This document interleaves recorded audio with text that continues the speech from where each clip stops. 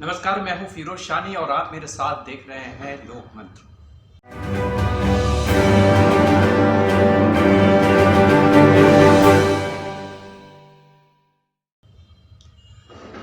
कांग्रेस ने आज लोकसभा चुनाव के लिए अपनी उम्मीदवारों की दूसरी सूची जारी की है, जिसमें 43 उम्मीदवार हैं।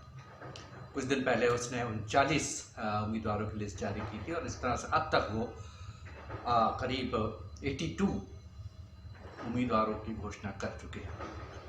आज जो लिस्ट की जो घोषणा हुई है, उसमें सबसे बड़ी खासियत है, जो उसकी हम कह सकते हैं जो हाईलाइट है, वो ये है कि इसमें मध्य प्रदेश के पूर्व मुख्यमंत्री कमलनाथ के बेटे नकुल नाथ हैं और राजस्थान के पूर्व मुख्यमंत्री अशोक गहलोत के बेटे वैभव गहलोत शामिल हैं।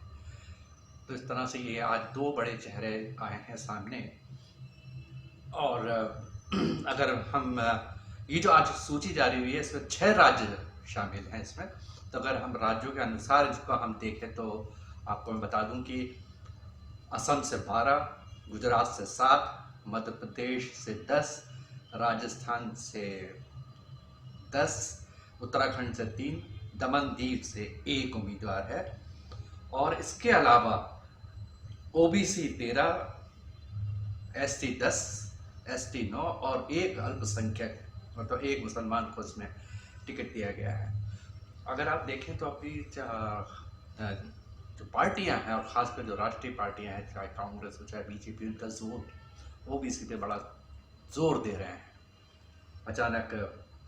और ख़ासकर वो बीजेपी जो है मेहरबान होती जा रही है। और आज जैसे कि हमने देखा हरियाणा का जो घटनाक्रम था, कल तक मोदी जिन मुख्यमंत्री के काम की तारीफ कर रहे थे, आज सुबह होते होते उनसे इस्तीफा ले लिया गया या उन्होंने इस्तीफा दे दिया, जो भी है, और उनकी जगह वहाँ पर सैनी को मुख्यमंत्री पद की शपथ दिला दी है, जो ओबीसी वर्ग से आते हैं।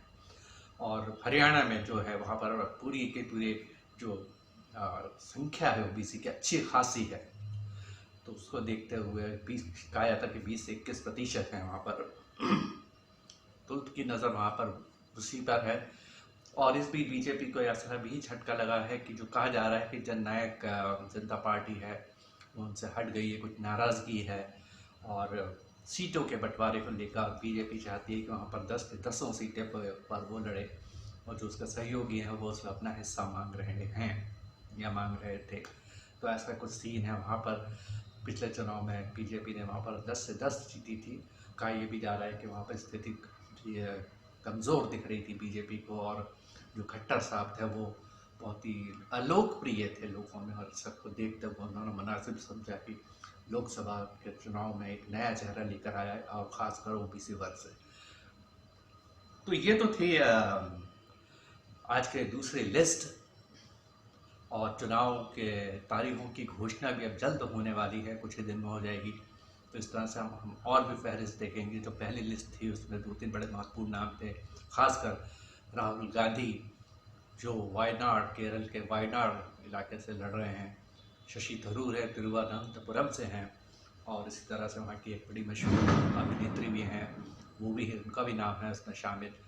तो अब हम इंतज़ार कर रहे हैं कि हो सकता है कि 1-2 दिन में बीजेपी की भी एक फहरिस्त आ जाए, और कांग्रेस की भी आएगी, और दूसरी जगह पार्टियों की भी आती रहेगी इस तरह से। उधर कुछ दिन पहले ममता बनर्जी ने पश्चिम बंगाल में 42 सीटें और 42 के 42 उन्होंने उम्मीदवार खड़े कर दिए हैं। और इसका मतलब है कि इंडिया अलायंस के साथ सीटों को लेकर बंटवारा वहाँ नहीं हो पाया है। और हो सकता है इसको स्ट्रेटेजिकली भी किया गया हो, कहीं एक अंडरस्टैंडिंग हुई हो कांग्रेस और उनमें, क्योंकि अगर सीटों का बंटवारा होता है तो उसमें हो सकता है कि बीजेपी को उससे लाभ मिले। बहरहाल ये थी आज की खास खबर। आप हमारे चैनल को देखते रहिए, उसे लाइक कीजिए, सब्सक्राइब कीजिए। फिलहाल के लिए इतना ही, धन्यवाद।